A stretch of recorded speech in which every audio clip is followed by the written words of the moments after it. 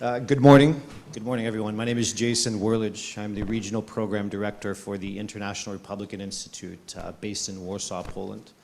It's really great to be here in person. It's really great to be at the Budapest Forum in person, and I'm really like to congratulate the organizers for being able to make this happen.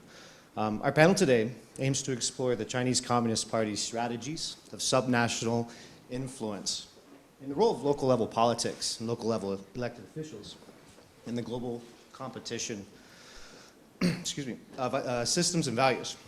We're also going to look to our panelists here to describe the threats and risks that we see on a local level and CCP engagement, and also hopefully hear some different policy solutions today.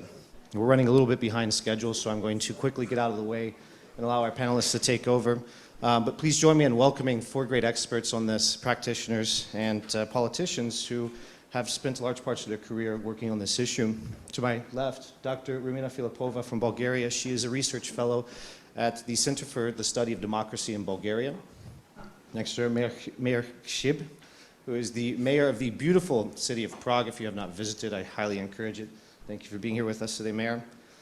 Didi Kirsten Tatlow is a senior fellow at the Asia program at the German Council for Foreign Relations, and also a non-resident fellow at Project Synopsis based in Prague, and author of a recent study, Beyond Espionage, which I'm sure will come up today in our conversations, and a fine gentleman from IRI, Matt Schrader, who's recently joined IRI and is the author of Friends and Enemies, another publication which I highly encourage everyone to look at as it, once again? Yeah. Yes.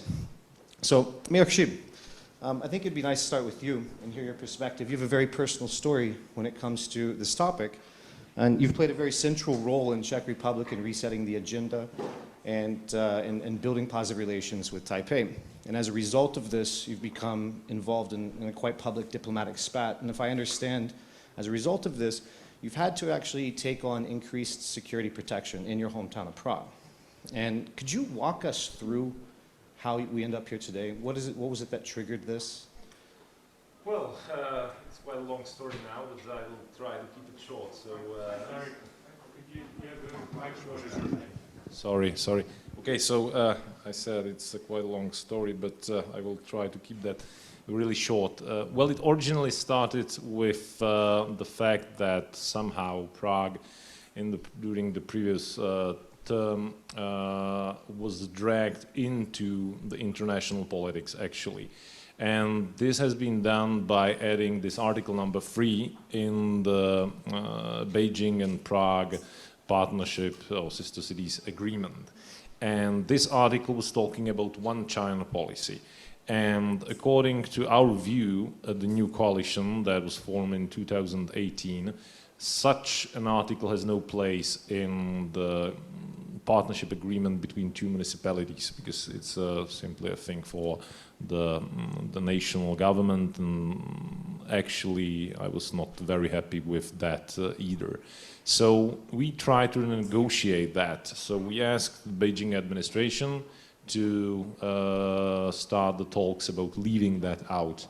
And that started a chain of events when they started to bully our orchestras, which were actually not ours as a city, but they had the Prague in their name. So they started to cancel their already arranged tours. They were sending us some messages over the media, and in the end they started to ignore us. That was at the point when we said that nor London nor Riga has got this article number 3 in their partnership agreements with Beijing. So after that we had found in a position that we've got a partner who is actually not willing to talk with us. So we decided to cancel the contract, but as this is a two-level process in our city, it has to be agreed, it has to be approved on the level of the city council and then on the level of the city assembly.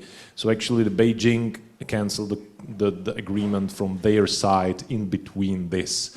So formally they have cancelled the contract in the end. So,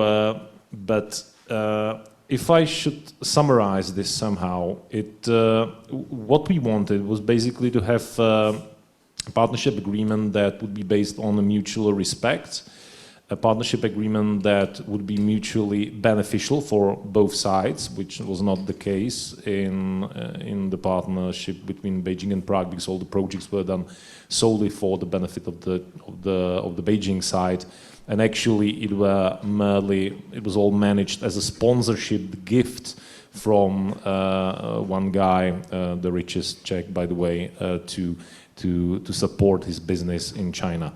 And the last thing we want was actually we would like to have apolitical partnerships, partnerships with other cities. So that's what we wanted, and well, we ended with a lot of threats from China, which in the end turned actually not to be that much of a problem. But I understand that if anyone else would be in our position, they would have to face this challenge. That means that there will be either threats from the Chinese side, there will be local opposition telling that it will have a huge economical impact, which was not the case actually in our case, because the Chinese business size is actually a little bit overrated in our case. In case of Czech Republic, and I believe it's quite similar in the whole V4. And the last thing is that actually the Chinese, not actually the Chinese side, it was this home credit company who actually created, because they had these interests, these business interests in China, and they have actually paid a sort of media agency to create a network of politicians and journalists and I would say pseudo-academical people to support their view of China as a partner, as a meaningful partner. And but if you look at the numbers, it's completely the opposite, the opposite way. The Czech export to China is actually stagnating for quite a long time, and these visits from the Czech president to China had actually no real positive impact on that. So that's why I'm saying that China's influence is, if you go to raw numbers, it's overrated. You mentioned threats. Can we speak specifically to some of these? Well, it's it's about like Prague is, for example, a very touristic destination. That means that if you are saying something against China, there will be voices saying that there will be less Chinese tourists because somehow the People's Republic of China will cut the influx of tourists from China to Czech Republic. That means mainly to Prague, because Prague is, or was at least, around half of the foreign tourist exchange in Czech Republic. So that means there will be voices saying that you're actually damaging Czech Republic in an economic way. And that is definitely something what you can build upon in a political way, as a political topic. Someone is damaging the economic interest of Czech people, basically. The fact is that actually Prague has got or had a huge problem with over-tourism before COVID, so it's actually not exactly a problem. If we would lost all in 2019, the numbers were showing us that if we would lost all the Chinese tourists, which would probably not happen, we would actually fall like 2 years back, and it was still over-touristed in Prague. But this has got many reasons, and it's a completely separate topic, the over-tourism issue. So I would like not to dig too much into this. Well, so what kind of conversations are you then having with your colleague mayors in the rest of Czech Republic? or in the Visegrad region. So what are they saying as a result of your experience, and are you finding the type of support, you know, on the international stage that you need? Well, yes, we had a lot of support from the international community, and I think that actually the important thing was the fact that we had inspired with what we have done, and that means we have turned, we have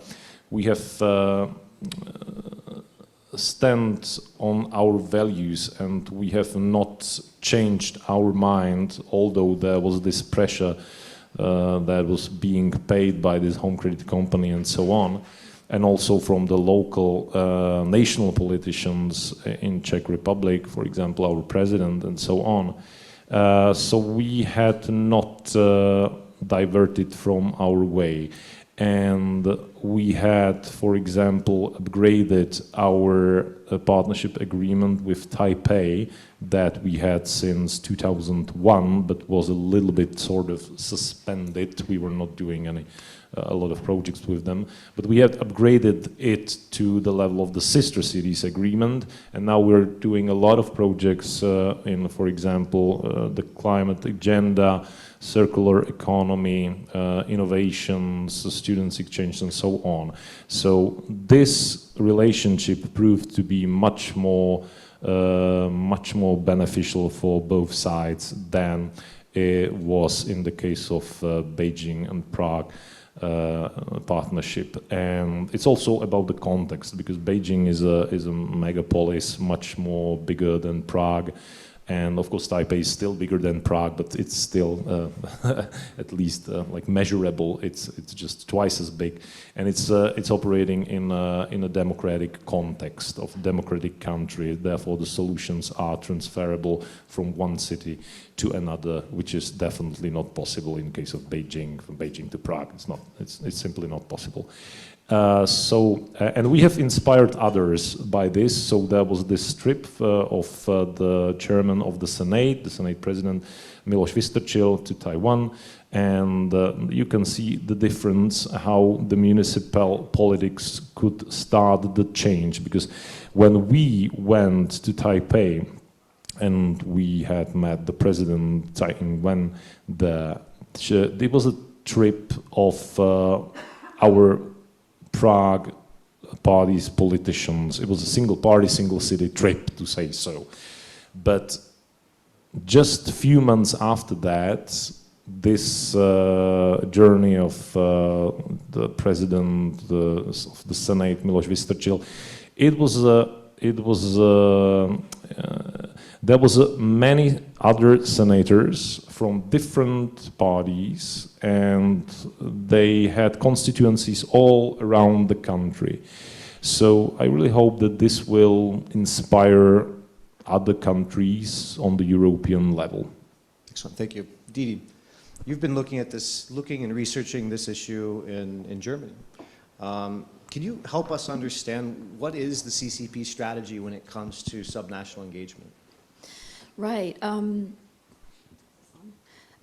Good morning, everyone. Thank you very, very much. It's really interesting to hear Mayor Hřib talk about the experience of Prague, because it really all begins, well, a lot of it begins in Europe, including in Germany, for example, with this concept of sister cities, which sounds so innocent and nice, and no doubt brings some rewards for some people as well. But in fact, when you start to examine what this concept is for the Chinese side, it very quickly becomes clear that it's a concept that is sort of instrumentalized in many ways in order to achieve certain goals in the fellow city in Europe, be it in Germany, be it Helsinki, be it Cologne, be it Prague, as the mayor was explaining. And the reason for this is that the sister city relationships are in large part run by a particular organization in Beijing called the CPA-FFC, which stands for the Chinese People's Association for Friendship with Foreign Countries. One has to get the acronyms right, dealing with Chinese politics, a lot of very long acronyms. And this organization was set up in 1954 For those who have some either direct memory of Eastern European times or passed down through parents perhaps, they will understand that from the Soviet era as the Druzhba system, I think is the word in Russian. Correct me if that's not the right pronunciation or word. And in essence, it seeks to reach into organizations, places, people's political structures on the grassroots level. So we're talking not exactly grassroots, but subnational for sure, city level, municipal level, and to set up the type of relationships that enable all kinds of other things to happen that the target may not be aware of. And there's, if I can give one concrete example from Germany, when I began to research this in Germany, a very nice music association in the city of Mainz, down in the southwest of Germany, was out of the blue contacted by the CPA-FFC from Beijing. At the time it was headed, I believe, by Li Xiaolin, and said, wouldn't you like to host a pipa, a Chinese traditional music event? And they said, yeah, sure, because this music association was a very high-level established classical music association in Germany, where classical music is highly valued, in fact. And so they did that. But what they didn't understand was that they were had been targeted as a great way to begin to build a network throughout Germany, and this happened, which, when I wrote about it, consisted of 36 friendship associations in Germany and one Chinese partner, and essentially it began with music, and before they knew it, the German sides from all cities around the place, or smaller towns, were being invited to artificial intelligence meetings and production forums in Beijing, and just all kinds of really high-tech sort of business stuff. And clearly it had gone very far from the original beginnings in a nice musical cultural encounter. And after I reported on this situation, in fact the website of the German organization was completely overhauled. A lot of information was taken down. Luckily we had saved some of it. And even more tellingly, in German the title is the Arbeitsgemeinschaft Deutscher China-Gesellschaften.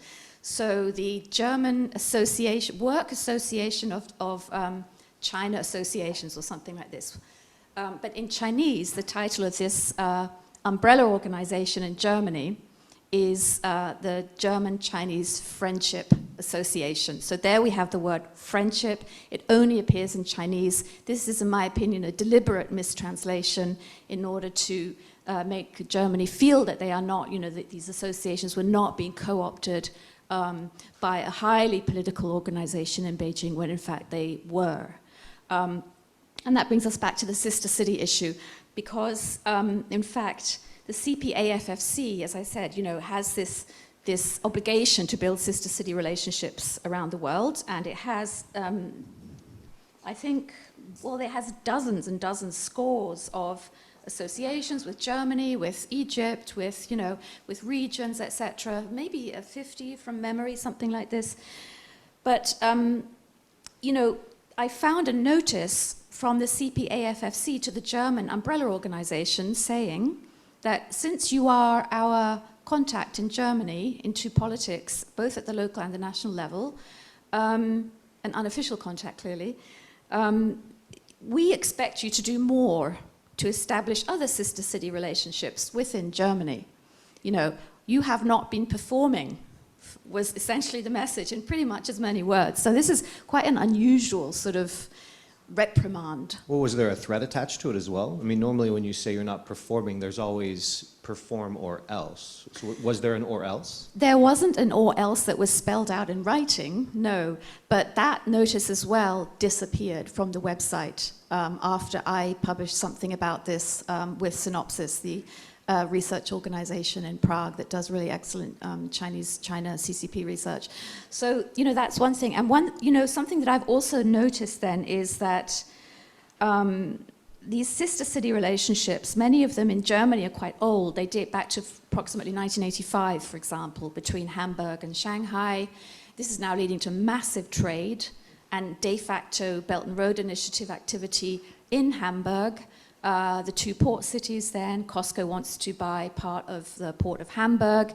It was rejected from Trieste in Italy, and then went to Hamburg, and it could be that the intention, it's been reported in Germany, is to find a back door into the port of Trieste through the ownership, because HHLA, the Hamburg Port Authority, owns quite a bit of Trieste port as well. So if Costco goes into Hamburg, then Hamburg can get back into Trieste. Then Costco can get back into Trieste, even though they were already rejected eventually. So you see how the networks kind of work like that, and then they spread. And a final point about sister city relationships, if I may, because there's really far too much to say about. It's a fascinating topic. So I have noticed that some of the oldest established relationships, for example, Cologne and Beijing, or Helsinki and Beijing, very often you look through what they have in terms of personnel, and you see that suddenly there's somebody who's a China business advisor in the office of the mayor. And this will usually be somebody who's come from China at some point or other, and is very much steering activity in a certain direction, and is quite watchful of queries from the outside about what they're doing, what are their aims, etc. And it can be directly tied to business as well. For example, I was told, my reporting showed that in Helsinki doesn't do sister city relationships, apparently. This is what I was told. But they had to form one with Beijing back in 2005, because if they didn't, the Nokia deal was off. Like, Nokia couldn't produce in China. So there again, you see the political use and how it's tied to business.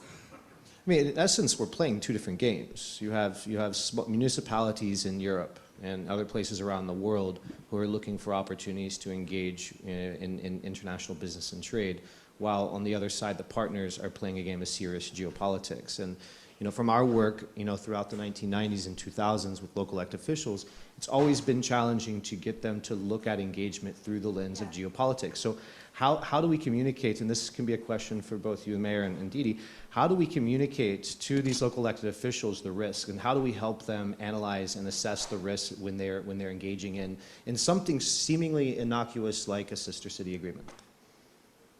Mayor, if you'd like to. Okay, well, the risks are pretty obvious. Maybe specifically in the area of electronic devices. I mean, with the advancement of, for example, 5G networks and so on, there was one of the things that actually had influence on our case with the Prague and Beijing was this warning issued by a National Institute for Cybernetic Security, which is a governmental agency for cybernetic security.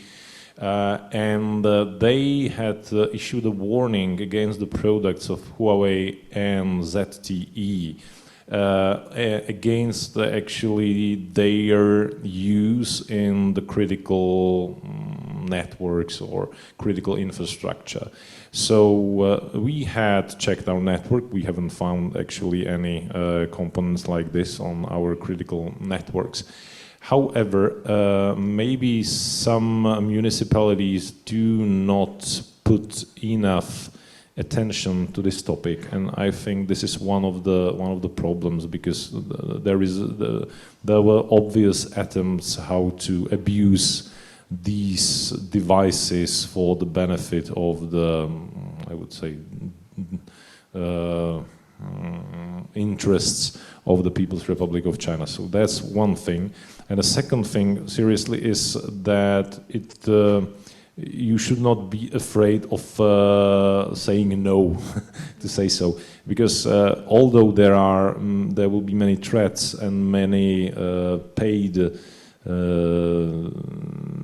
media outputs, or how to put that, it's really good to see the real numbers and definitely stand on your values, even if there might be some mild economical loss. For example, if I look back on the delegation of Miloš Vystrčil, the president of our Senate, to Taipei, there was a lot of threats from the Chinese side, of course, a lot of economical impact, problems, and so on.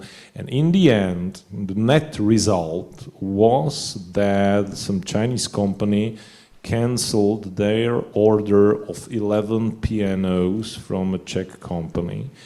In a few days, or maybe even hours, those pianos were purchased by a Czech businessman who is a sponsor of classical music events, for example, in Prague, and they were donated to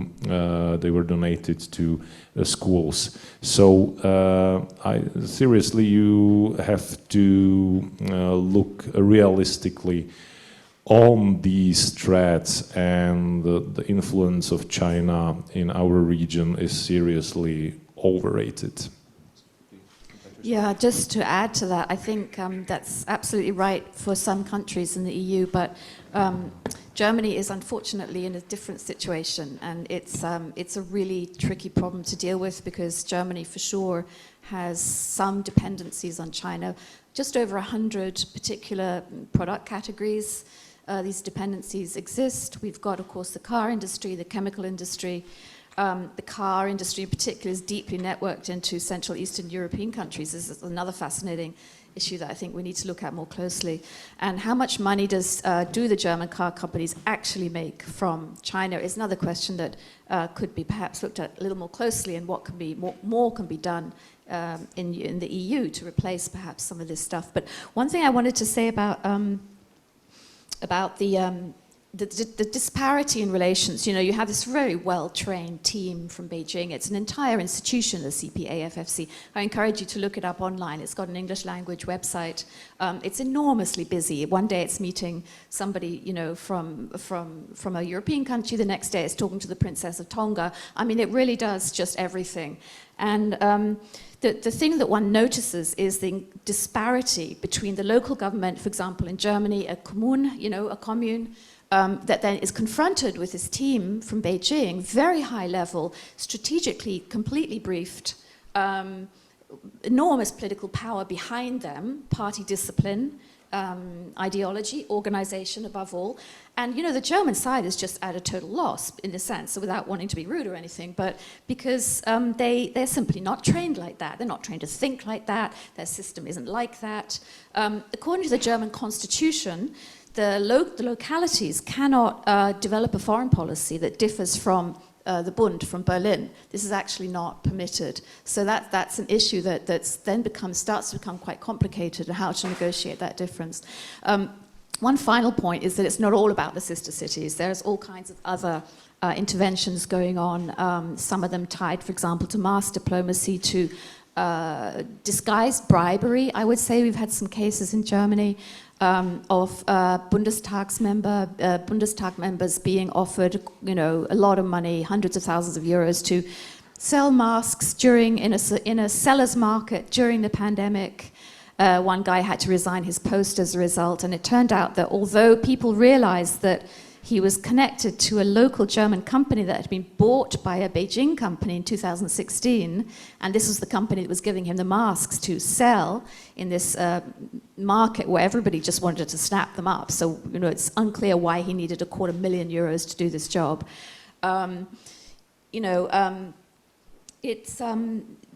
What people didn't understand, because they lack expertise, and this is my point, the expertise is missing in Europe, right? The expertise at all levels is missing, but also at the communal, municipal level, also the national level, by the way, is that the Beijing company that provided him with €250,000 actually is owned or directed by the director, I think the position is called, a member of the CPPCC in Beijing, which is the Chinese People's Political Consultative Conference. And it is a core element of the United Front, which is an internal organization of the Communist Party tasked with connecting to external organizations within China and around the world, so i.e. to co-opt non-communist party people for the party. So there we had a very clear case of influencing, of interfering really into the German political system. It was carried out at the local level in Mannheim, in the state of Baden-Württemberg, but he was the Bundestagsmember member of the national government for his locality. Thank you. Let me use this as an opportunity to segue and talk about that lack of knowledge base. Like many in the audience, I am not an expert on the subject matter expert. And Matt, your publication has been very helpful, Friends and Enemies. I encourage everyone to have a look at this. Already we've heard a very challenging acronym that I'm not going to attempt to repeat right now. We also have things like the International Liaison Department and these kind of broad concepts like party-to-party diplomacy. Can you walk us through some of this, Matt? Help us raise our knowledge level from maybe a 0 to a 1 in terms of how these things function and what are the risks behind them. Well, how much time do you have? I would say about 10 minutes. So we 10 can minutes? give Dr. Filipova a chance So to speak walk you also. through the bureaucracy of a nation of 1.3 billion people in 2 minutes? It seems like a fair ask, yes? Yeah, Thank you. okay. That's why I'm the expert, right? Very, very, very, very high level. The important parts of the system that I think people in this position, people in municipalities, people in Europe need to know about. Didi has already mentioned one. One is the United Front Work Department. It's a department of, it's not in the government. It's not a this is something that people have trouble with outside of China, that you have the party system which actually sort of oversees and runs the government itself. So, and makes all of the real important decisions when it comes to geopolitics. So the UFWD is a portion of the Communist Party itself, whose job, as Didi has said, is basically to mobilize the rest of Chinese society, mobilize the parts of Chinese society that are not the party around the party's political objectives. And so you look at the organizational structure of the UFWD, and its sub-bureaus are named literally things like intellectuals, the business community, overseas Chinese, Hong Kong and Taiwan, minorities, religion. It's essentially a list of the portions of society that the party considers sources of potential threats, sources of potential alternative sources of power. And the job of the UFWD is to take these different cohorts of Chinese society and turn them into strengths, and turn them into ways to propagate the political agenda of the party, initially throughout Chinese society, but what has happened is as China's become more connected with the rest of the world, the work of the UFWD has naturally become more enmeshed with other societies. So we've seen it popping up everywhere, particularly in Australia, which I think we may get to that case at some point. So UFWD is one. Ministry of Foreign Affairs is another obvious one. They have primary oversight responsibility of the CPA-FFC, the Chinese People's Association for Friendship with Foreign Countries. To make things more complicated, there are other friendship societies that are primarily overseen by other parts of the party system. I think it's called the Chinese People's Association for Friendly Contact or something like that. It's mostly a military organization, actually, primarily reports to the PLA. The PLA actually does some fairly important influence and intelligence work. It has an entire military intelligence wing that does a lot of work focusing on other countries. A lot of the things we see in the United States, I think, can ultimately be traced back to PLA-2, the department of the PLA that does military intelligence. And probably the last major one to refer to is the International Liaison Department, which is, again, another branch of the Communist Party. It's not a part of the government. The MFA is the only thing in all of this we're talking about that's the government. The ILD is the part of the Chinese Communist Party with primary responsibility for handling political relationships with other political parties throughout the world. So when somebody from the Czech Republic, for example, who is not in the government, who is in an opposition party, visits China, that visit, that handling, that relationship is not handled by the MFA, it's handled by the ILD. And so the people who are tasked with doing that outreach, that oversight, is the ILD. And the ILD and the Friendship Societies system come out of a time when China was very isolated internationally. It comes out of the 1950s when China was not in the UN, when China had to find ways to develop relationships with other countries that were not at the government-to-government level. And so there's an entire very well-developed, very well-resourced, very professional bureaucracy in Beijing whose job is to make sure that Beijing has somebody to talk to, they have friends, they have people who can serve as a voice in important forums regardless of who is in power, or ways to have their voice or perceptions that have been influenced by them in the room. So the main ones that do that, UFWD, ILD, MFA, PLA, but ultimately the entire party state is tasked with fulfilling the political objectives of the CCP. And so PRC SOEs, big state-owned enterprises, have important political objectives that they're expected to uphold. Now they have a lot of independence within that framework and a lot of room for figuring out how they're going to do it, and they don't always do what Beijing asks them, because it turns out sometimes people just want to make some money instead of listening to the bosses in Beijing. But yeah, it's a big, complicated system. There's a lot to know. I'm just sort of giving you the very, very tip of the iceberg here. And I think it really just kind of goes back to Didi's point about expertise, that even among the community of China experts, people who governments and other parts of society rely on around the world to advise them about China, the level of expertise about these particular bodies, I think, is not very high, which is why we've been surprised by the emergence of things like the UFWD in Australia, because we didn't know about it and we weren't looking.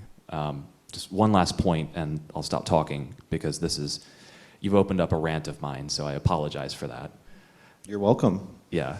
The premier journal of China studies in the United States is called the China Quarterly. It's sort of the clearinghouse for the thoughts of the most eminent scholars of China in the United States, and actually also the UK, because I think it's run out of Cambridge. The one in the UK, not the one in the United States.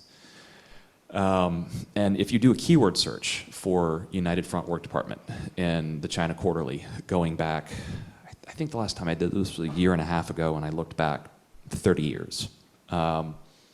You'll find 4 articles that mention the United Front Work Department, and all of them are about ethnic minorities or religion, and none of them are about the business community, none of them are about overseas Chinese, none of them are about Hong Kong or Taiwan. The party's been very clear that these systems matter, but the people in our system whose job it is to study China and inform us about China haven't always been looking at these. There's books that have come out in the past 2 years about how China manages society-government relations or society-party relations that don't mention the United Front Work Department in their entire text, because the academic community hasn't been looking at this.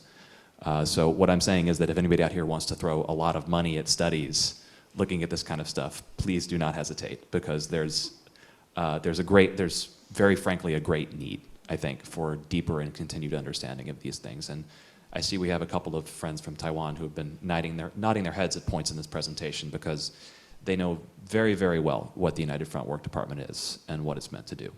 I mean, the way you describe this, it almost sounds like it's an all-of-society approach to undermine democratic institutions abroad, which is ironic, because this is also the approach that experts say we need as democratic societies to undermine this. Well, so here is where things get very complicated and very messy. Because in an ideal world for the CCP, yes, they are able to mobilize all of Chinese society in a unified fashion towards all of their goals. If you're Xi Jinping sitting in Beijing, that's what you want. And that's why the UFWD exists. And it is an attempt to mobilize all the important sectors of Chinese society. I think when people actually interact with folks from China, what they find is that regular folks from China can frequently exist in kind of a world outside of these politics, and that they don't seem to be greatly connected to the politics of Beijing in any way.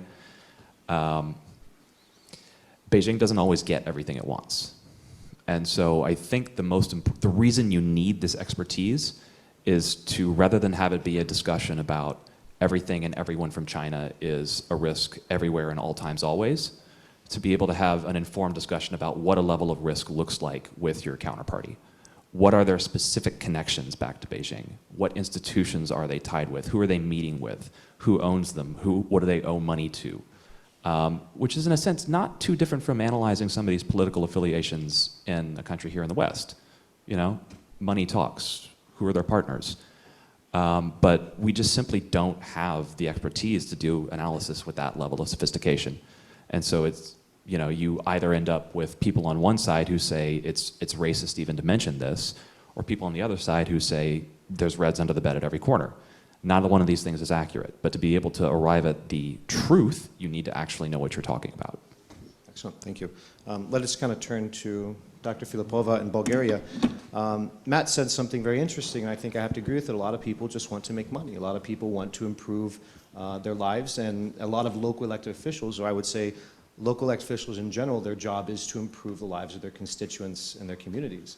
What do we see in Bulgaria? You know, when we have this structure that incentivizes building these relationships between local communities in this region and local communities in China, do we see this here? Yes, definitely. So we have started observing this general trend that has been charted out also in Southeast Europe and in Bulgaria and Romania more specifically. And there are a number of examples. So first of all, it's interesting that at the parliamentary level in Bulgaria, of the committees for friendship with foreign countries, those focused on China and Russia usually gather the largest number of members of parliament. Well, why is that? Yeah, that is a conundrum actually, because if we speak about the government level and strategy, we cannot say that there has been a clear and consistent government strategy on China or a clear economic assessment of what can be gained, but also lost from interactions with China. But we actually see that at the level of the National Assembly and MPs, there is a lot of interest. So it means that this is a potential vulnerability that China can tap into. And then another example, and especially when we talk about this question about cooperation or coordination between Russia and China in various regions in the world, but in Bulgaria more specifically, local pro-Russian actors in the media sphere, politics and business tend to act as the major enablers of Chinese influence in the country, and that is, for instance, quite visible in the media sphere. And one example of this is the recent Bulgarian language edition of China Today, which is the counterpart of the Bulgarian Russia Today. And those two news outlets have the same editorial and management body, and they're all related to Russophile circles and parties in Bulgaria. And just to draw a contrast with Serbia here, because in the Bulgarian case, the Russian actors are very much on the so-called subnational level, but in Serbia, they are on the highest political echelon. So the Chinese influence is promoted through pro-Russian actors on the highest levels of politics. So pro-government media outlets in Serbia tend to promote both Russian and Chinese propaganda, but also in terms of institutionalization, there is also a council for the coordination of cooperation between Russia and China in Serbia. So in Bulgaria, it's more subnational. In Serbia, it's more on the highest political levels. Then another example is that when Chinese business or journalist delegations visit Bulgaria, they also reach out to the regions and they build connections specifically with local journalists, for example.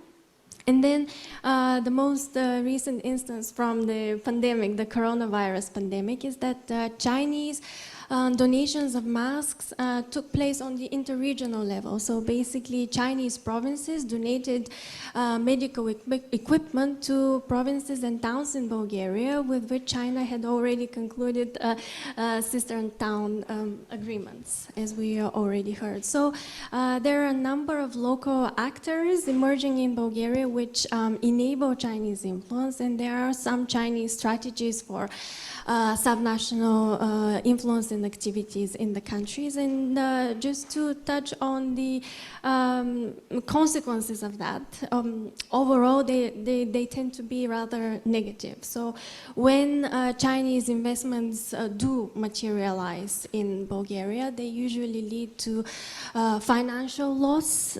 They rarely lead to an enhancement of local industrial capacity or improvement in the labor market. So there are no increases in wages or employment, and also the influx of Chinese investments or even interest or pledges of investment raise serious issues about national security risks and vulnerabilities. And just overall, when Chinese companies do come to Bulgaria, because it is true that the overall level of influence could be more limited, they usually still take a very small entrepreneurial risk.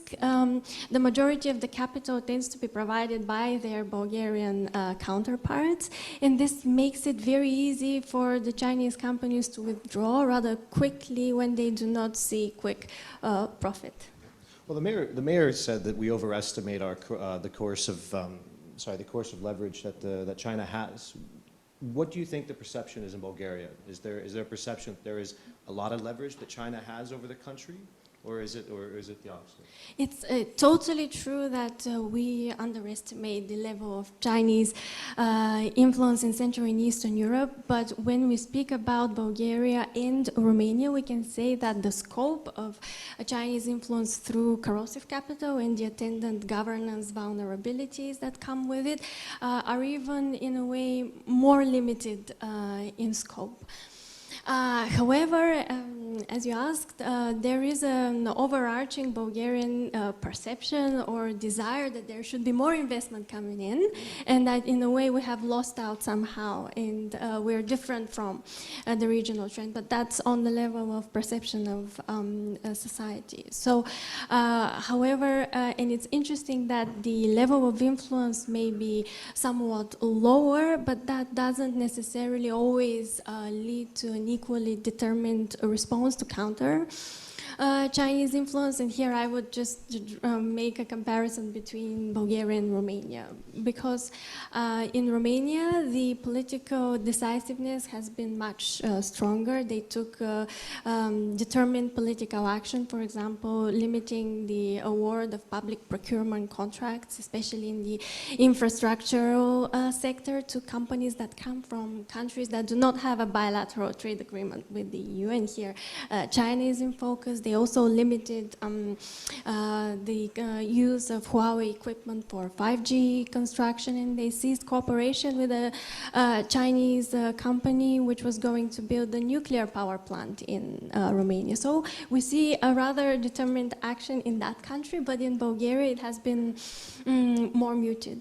So in a way the country would always go along at the end of the day with the strategic framework charted out by its EU and US partners, but it has been less decisive. And I think here the issue of response has to do with the level of general political and societal resilience to foreign authoritarian states and the general levels of susceptibility, which has a lot to do also with history and cultural factors. So in a country like Romania, which has traditionally been very wary of authoritarian states, especially Russia, now it is replicating a similar response to China.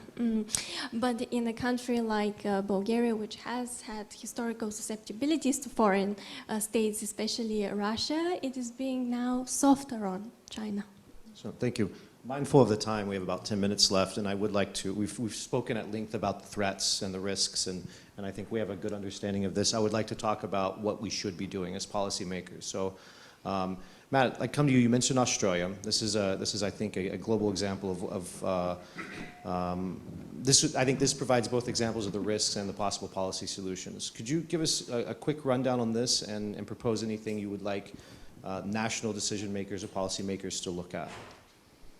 So Australia, I'm always surprised at sort of how little knowledge there is of what has been happening with Australia, frankly, not just in Europe, but even in Washington, D.C. as well.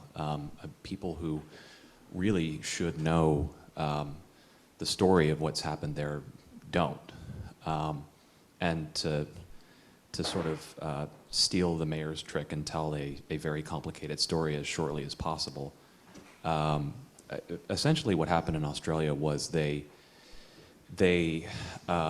discovered that there were businessmen who were originally from China. One of them was a resident in Australia, the other had become an Australian citizen, but they were real estate billionaires, or nominally real estate billionaires. In some cases, the source of funds is unclear. Had found that these businessmen had become the largest donors, or among the largest donors, to both of Australia's major political parties. And at the time in Australia, it was not illegal for somebody who was not a citizen of Australia to donate to its political parties. And it became pretty clear that both of these men were acting as proxies for Beijing's interests in Australian politics. You know, not only were they seeking to influence the policy of Australia towards China and towards the United States and towards the Asia Pacific more broadly through these donations, they were establishing networks within Australia to elevate these sorts of views. So one of them actually contributed a great deal of money to set up a think tank at University of Technology, Sydney, that partnered with a number of really important Western corporations, you know, who were very generally pro-trade towards China. Another one of them bet $800 million a year in a casino in Melbourne as part of his business running junkets from China through Australia, and that, you know, money from this was spread into local organizations as well as ways of boosting the profile of these men and their views. And it all kind of came to a head when an Australian Labor senator got up at a press conference for Chinese language media in Australia and more or less repeated Beijing's line on the South China Sea, saying that the South China Sea is China's territory. Australia does not have compelling security interests in this, and it would be in our interest if we just butt it out. And I think that was kind of the moment where it unleashed, it prompted a lot of sort of, how did we arrive at this? And the Australian government commissioned a thoroughgoing review of China policy, a lot of which is still classified.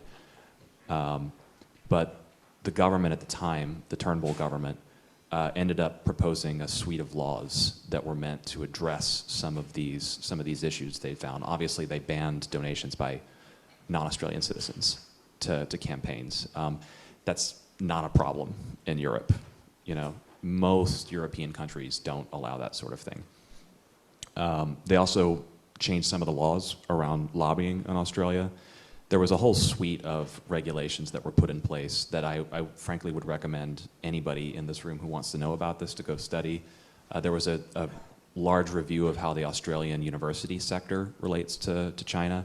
It's a big deal in Australia because they have only 8 major universities, and all of them have a lot of students from China that provide a large portion of their tuition and operating budgets. And so when the Chinese ambassador sort of hints that the flow of students might dry up, those very politically powerful universities take that threat very seriously. So I would sort of encourage people in this room to have a look at some of the steps that Australia has taken. But in the European context, I would also encourage people to have a look at European lobbying laws, which are something of a patchwork across the continent, not only at the national level, but at the supranational level in the EU. Different countries have very, very different laws, and even the laws at the EU level are not, frankly, at the level of what we have in the United States in terms of requiring transparency and disclosure about who is meeting with what's the term, EMPs? For a European member of parliament? MEPs, thank you. Who is meeting with what EMPs, what they're talking about, what the interests of the people meeting with them are. And we've heard discussions about people hiring media firms, people hiring lobbying firms. American companies do this as well, just like Huawei does. But I think the point is that the people of Europe deserve to know, like, regardless of whether it's American Chinese, they deserve to know who is talking with their elected officials about what. And so that's probably the main thing I would encourage people here to look at. Great. 2 recommendations. Let's look at Australia and also tighten up lobby laws. Didi? Recommendations for policymakers on the national level?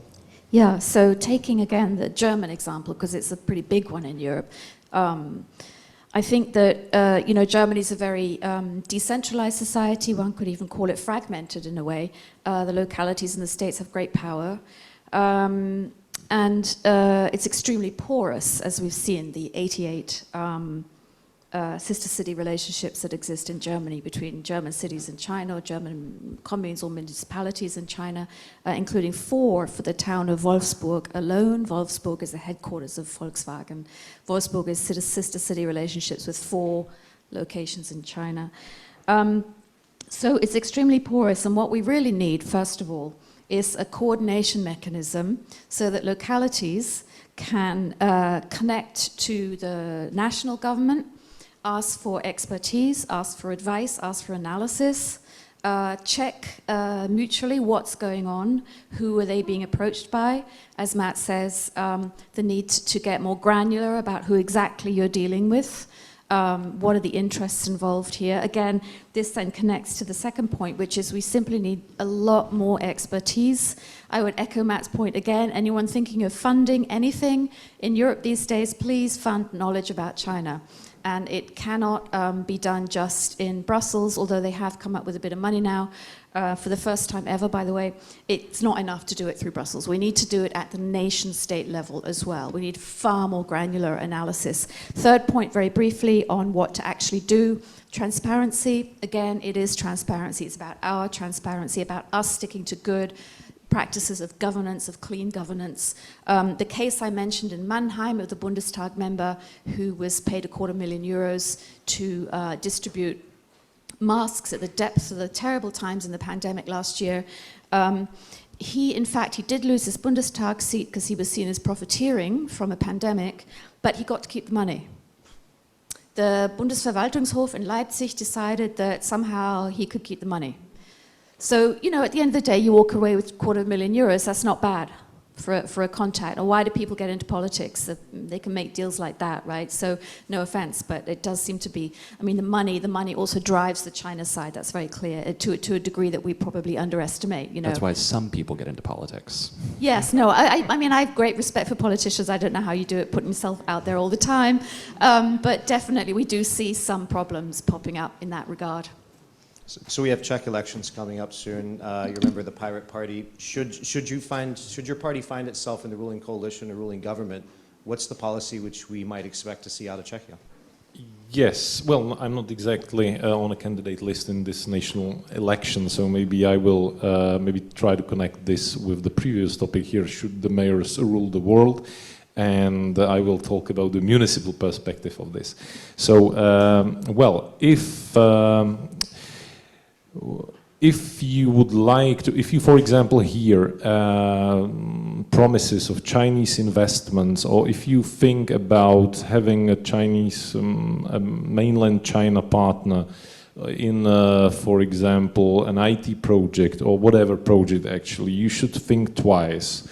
Look at the example from Prague and think twice if you wish to have such a partner that in a case you will do anything like basically criticizing his action from the value point of view.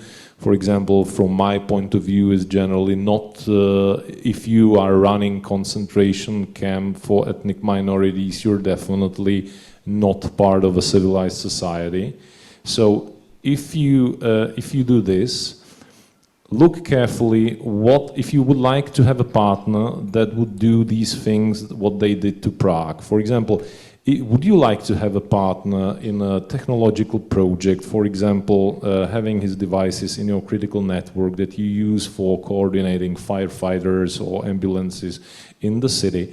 Would you like to have a partner like this who would, for example, turn your network off in case you would say something what he would not like. So that's the first thing, what you have to think about if you hear pledges for economical investments or whatever. You should think twice if there is not maybe a better partner for such a project. By the way, if we compare the investments from the mainland China and Taiwan into Czech Republic, actually Taiwan wins even on absolute numbers. And I'm not talking if you would put the number of people in the countries into the formula and you would like compare the size of the countries as well. So maybe you should think twice where would you like to even assess the risks, if you want to assess the risks, because it is really a complicated way. So first think twice if it's worth to undergo that way. So that's the first thing. And the second thing, if you in the end decide that it is worth the price, you definitely should stand on your values, and definitely you should not sell your soul for the economical benefits, which maybe will not ever come, by the way. Wonderful. Dr. Filipova? I would like to stress the role of business in terms of countering the influx of Chinese corrosive capital and the ability to attract constructive capital. Because on the political level, I think in Southeast Europe, the process of democratization is ongoing, and the major challenge is to really confront and deal with state capture networks. But I think that in the meantime, what business does is very important. And here are a few points.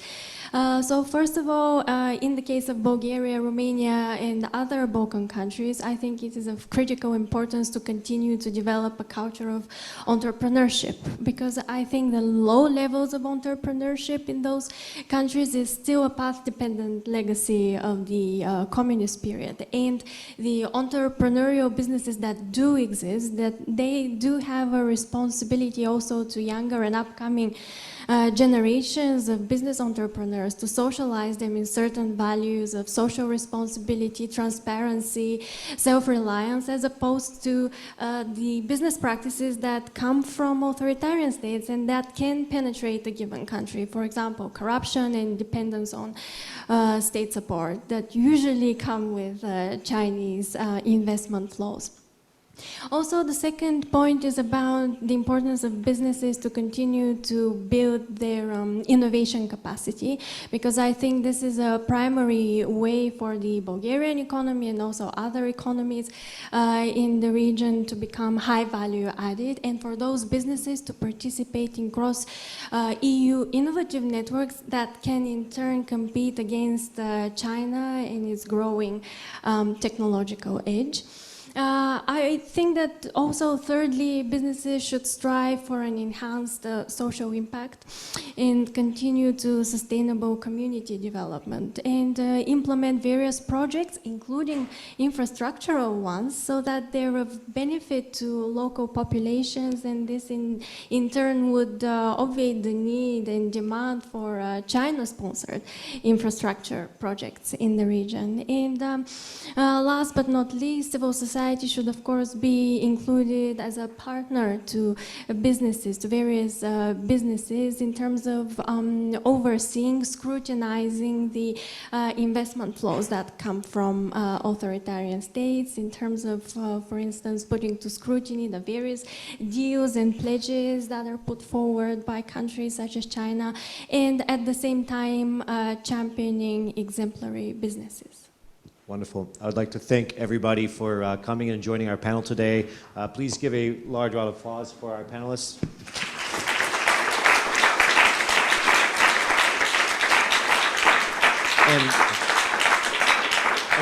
And as I hand the mic over back to the organizers, I would like to draw attention to one thing and present and ask to everyone in the audience. You're probably all very aware of the pressure that Lithuania has been under recently for its desire to establish closer relationships with Taiwan, for its recognition of the importance of human rights, and decisions have been, things have been discussed in the parliament.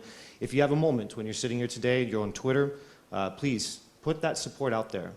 Our countries, as we ask for As we ask for countries to be able to stand up to authoritarianism, we also need to support them in the process. And a good example of this is a statement from the Slovenian Democratic Party yesterday, Mr. Jansa. So I encourage everyone to have a look at this, and please do tweet out your support for Lithuania. Thank you very much, and pleasure to be here. It's all yours.